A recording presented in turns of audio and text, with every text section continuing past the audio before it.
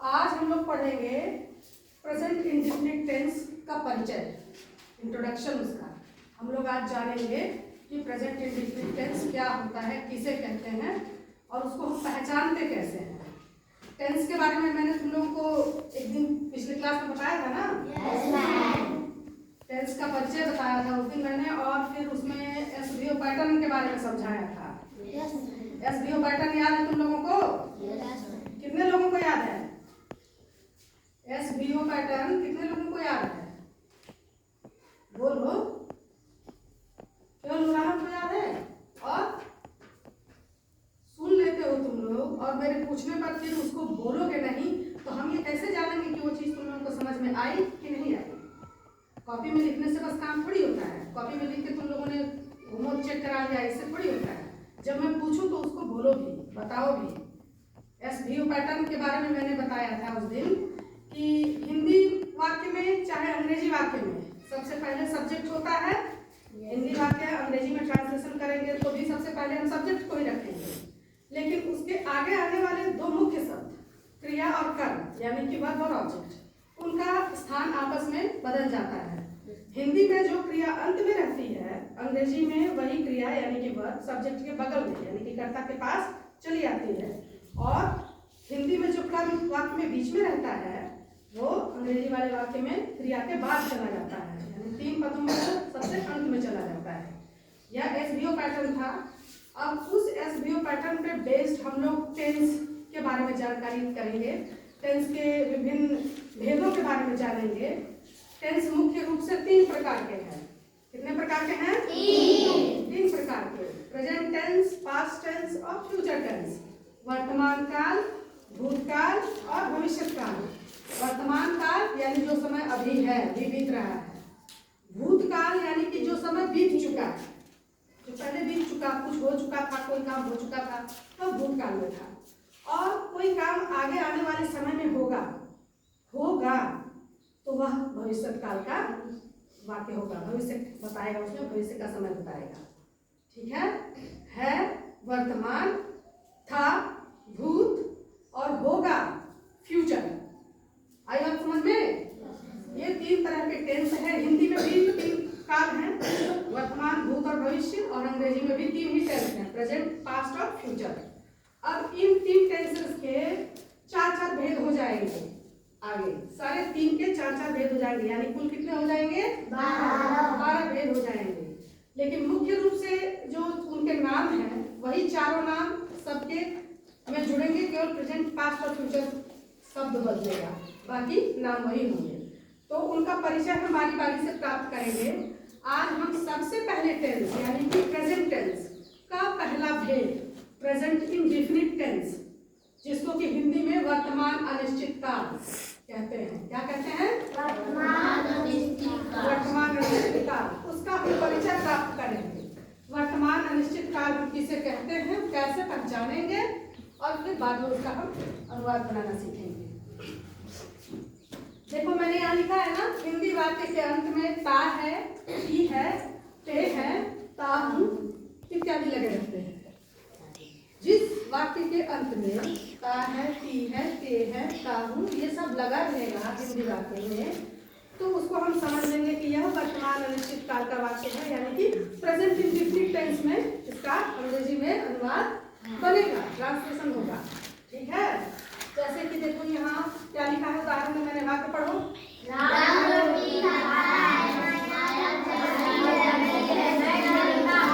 इन सारे वाक्यों के अंत में ता हूँ, ती है, ते है, यही सब लगा हुआ है ना।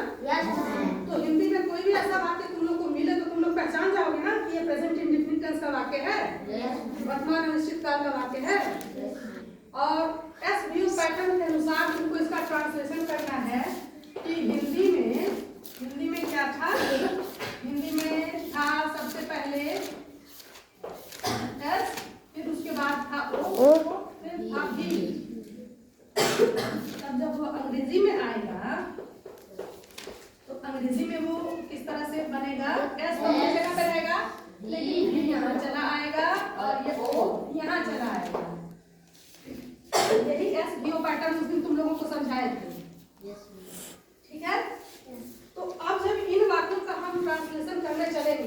ये राम सब्जेक्ट है ना, राम करता है, तो हम सबसे पहले राम लिख लेंगे क्योंकि यस अपने जगह पे रहेगा। उसके बाद हमको क्या करना है कि जो हिंदी में भी यहाँ अंत में है उस भी को यानी वर्ब को हमें उठा के यहाँ कर्ता के बगल में ले आना है।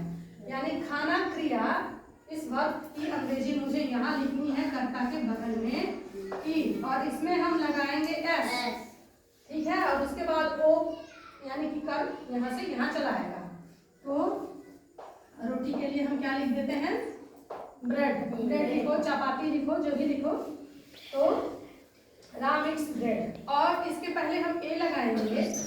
इससे ये पता चलेगा कि एक रोटी खाता है, और अगर वो ज्यादा रोटियां खाता है तो हमको यहाँ पे एस लगाना पड़ेगा, और तब ए हटा देंगे और यहाँ पे एस लगा देंगे, तब ज्यादा रोटियों की बात हो जाएगी। अब ये क्रिया में एस और कर्ता में कर्म में एस लगाने नहीं लगाने की बात भी तुमको समझनी है। इसमें प्रेजेंट इंडेफिनिट टेंस में तुमको क्या करना है कि सबसे पहले सब्जेक्ट लिखना है, उसमें वर्ब के साथ तुमको क्या करना है, यस या ईएस जोड़ना है। क्या करना है, यस या ईएस जोड़ना है। पर ये सबके साथ नहीं जुटेगा, सबके साथ ये नहीं जुटेगा, ये केवल उत्तम पुरुष एक वचन कर्ता के साथ, थर्ड पर्सन सिंगुलर नंबर कर्ता के साथ जुड़ेगा।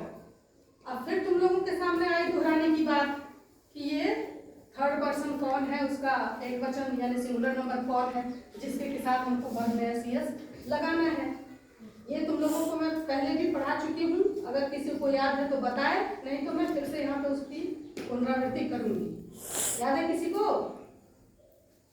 याद तो तुम लोग रखते ही नहीं, मैं एक तरफ से बताती जाती हूँ, तुम लोग एक तरफ से भूलते जाते हो। इस काम में तुम बात होती है। देखो ये यस और ईएस लगाने की बात ध्यान से समझो। अगर हम क्रिया में एस लगा रहे हैं, यस या ईएस लगा रहे हैं, तो निश्चित रूप से कर्ता में यस या ईएस नहीं होगा, ठीक है। कर्म में यस या ईएस उसके संख्या के मात्रा के अनुसार हो सकता है, ठीक है। अब यही ये राम एक ही व्यक्ति की बात हो रही है ना, एक व्यक्ति की बात हो रही है, तो हमको बाद में एस ईएस लगाना है। लेकिन अगर हम एक से अधिक व्यक्तियों की बात करें, जैसे मान लो हम कह रहे हैं कि तुम सभी लड़के, ठीक है, लड़के फुटबॉल खेलते हैं, तो इसमें बहुवचन हो गया ना, तुम लोग एक लड़का तो है नहीं, बहुत सारे लड़के हो गए। तो अगर मैंने लिखा कि लड़के फुटबॉल खेलते हैं,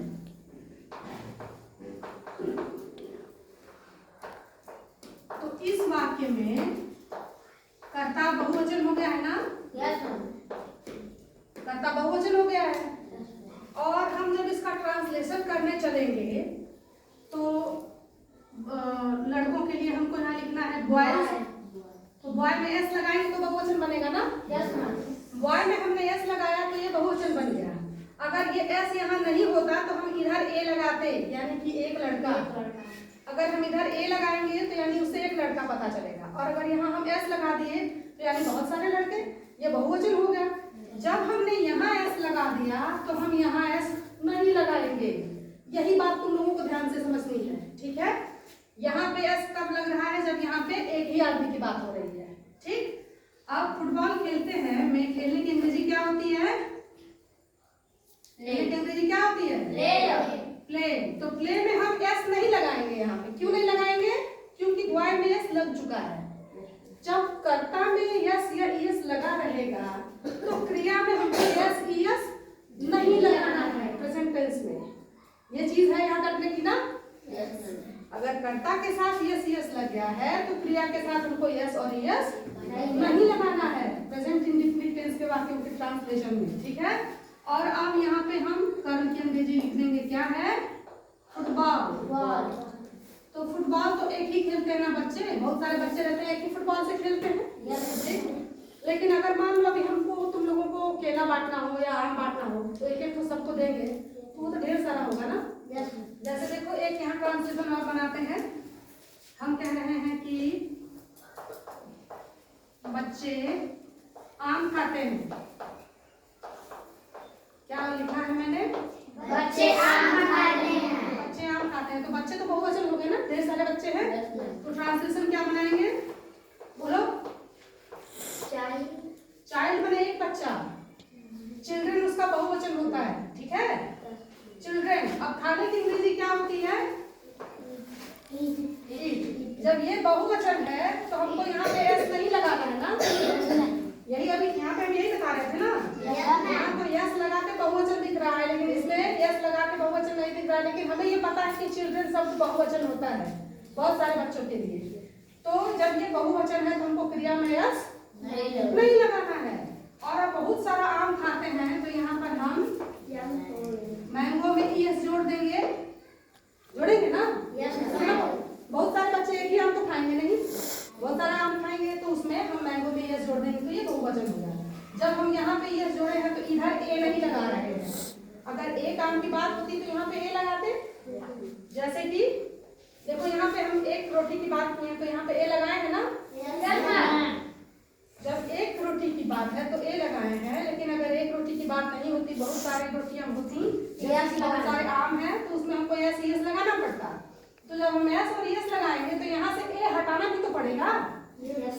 जब हम यहाँ एस और यस लगाएंगे तो यहाँ से ए हटेगा, क्योंकि ए का काम सिर्फ एक बताने के लिए है, ए और एल का काम सिर्फ एक वचन बताने के लिए होता है। तो जब एस यस और लगेगा तो वो ए और एल हट जाएगा। और क्रिया में एस और यस लगाने और नहीं लगाने का कॉन्सेप्ट क्या है कि जब ये कर्ता यानी कि एस बहुवचन होगा तो हमको क्रिया में एस नहीं लगाना है, और जब कर्ता एक वचन होगा तो हमको क्रिया में एस लगाना है। तो कहने का मतलब कि यहाँ समझो, अगर एस तो अपने जगह पे है ना? Yes ma'am. एस अपने जगह पे है, लेकिन अगर ये एस में यस या यस जुड़ा हुआ है तो हमको इसके साथ वर्ब में एस नहीं लगाना है। उसके बाद हम ऑब्जेक्ट लिख देंगे, और यहाँ पे कर्ता में एस और यस अगर नहीं जुटा है तो हमको यहाँ पे फिर भी में यस और यस जोड़ना है, और उसके बाद ऑब्जेक्ट हम लिख देंगे। यानी कि कर्ता क्रिया में है, यस और यस नहीं जोड़ने का वेरिएशन। अगर कर्ता में एस यस है तो वर्ब में एस यस नहीं रहेगा, और अगर कर्ता में एस और यस नहीं है तो वर्ब में एस यस रहेगा।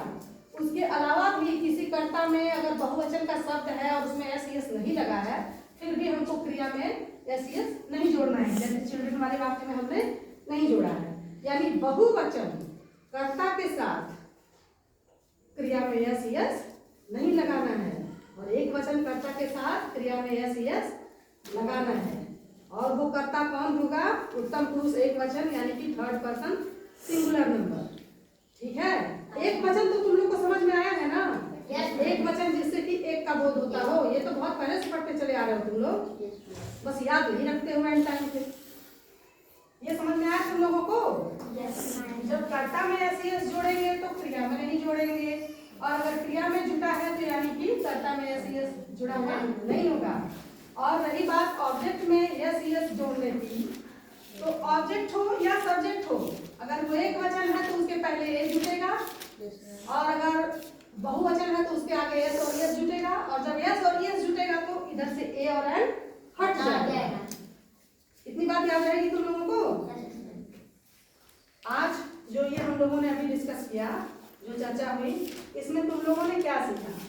बताओ मुझे, बताओ नूरान, तुम्हें बताओ, बोलो। यस लगाकर, यस हम कब लगाएंगे, कहाँ लगाएंगे? एक वचन के साथ यस यह ए लगाएंगे, और पर लड़के फुटबॉल खेलते हैं, इसके लिए ध्यान से समझो, घबराओ नहीं।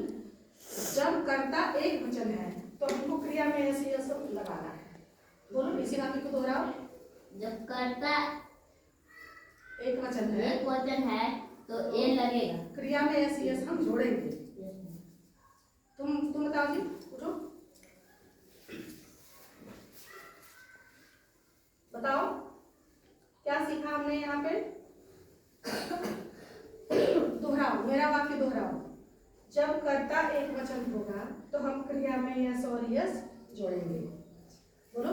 जब कर्ता में एक वचन रहेगा तो हम कर्ता में यस ई यस क्रिया में यस और यस जोड़ेंगे, और जब कर्ता में यस और यस जुटा होगा तो हम क्रिया में यस और यस नहीं जोड़ेंगे। दोहराओ। जब कर्ता में यस ई यस जोड़े रहेगा तो हम क्रिया में नहीं जोड़ेंगे। नहीं जोड़ेंगे। ये एक वचन और बहुवचन का अंतर है। एक वचन कर्ता के साथ क्रिया में यस यस जोड़ना है, बहुवचन कर्ता के साथ क्रिया में यस और यस नहीं जोड़ना है। कोई भी एक वचन से बहुवचन बनाए हुए शब्द होगा या हम पहचानेंगे कि अगर उसमें यस और यस जुटा हुआ है तो निश्चित रूप से उसके पहले ए और एन नहीं रहेगा। ठीक है, क्योंकि ए और एन से एक वचन का बोध होता है। तो जब कर्ता और क्रिया में ये पहचान सीख जाएंगे हम कि कर्ता अगर एक वचन की है तो क्रिया में यस यस लगाना है, कर्ता अगर बहुवचन का है तो हमको क्रिया में यस यस नहीं लगाना है, तब जाके हमारा प्रेजेंट इंडेफिनिट टेंस का अनुवाद सही ढंग से बन पाएगा। समझ गए? अभी ये तुम लोगों को अभ्यास करना पड़ेगा, खुद से 2-4 वाक्य बनाओगे भी और फिर इस कॉन्सेप्ट को फिर से रिवाइज करोगे। अगर तुम लोगों को ये अच्छी तरह से समझ में नहीं आया है तो ये तुम लोगों को फिर से पढ़ना होगा। नहीं तो कम से कम मोटी बात इतनी याद रखना कि अगर कर्ता में यस यस जुटा है तो क्रिया में हम यस यस नहीं जोड़ेंगे, और अगर कर्ता में यस यस नहीं जुटा है यानी कि वो एक वचन है तो हमको क्रिया में यस यस जोड़ना है, तब हम ट्रांसलेशन बना पाएंगे। ठीक है।